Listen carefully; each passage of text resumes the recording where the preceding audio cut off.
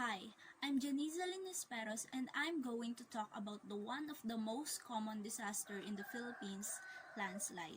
Landslides are mainly caused by gravity acting on weakened rocks and soil that make up a sloping area of land.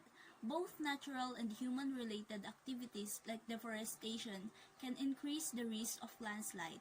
Water from heavy rainfall is a frequent trigger of this disaster. The impact of landslide can be extensive, including loss of life, destruction of infrastructure, damage to land, and loss of natural resources. Landslide material can also block rivers and increase risk of floods. So, we cannot stop natural disasters, but we can arm ourselves with knowledge.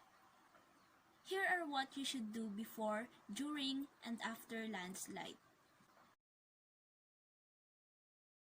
Know your area's risk for landslide. Landslides are more likely to happen in places where they've happened before. If your area has experienced landslide in the past, you should be prepared since it's likely to happen again. Prepare a landslide disaster plan. When a landslide happens, you need to evacuate quickly.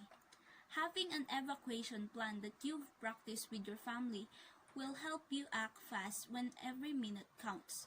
You should also be familiar with your area's evacuation routes to help your evacuation go smoothly. Also, have an emergency preparedness kit ready. Know the warning signs. If you're having a heavy pounding rain, you may be at risk for landslide.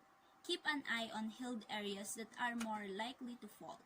You can also listen for sounds of a landslide, including cracking trees, rushing water, rumbling, or sounds of rocks hitting each other.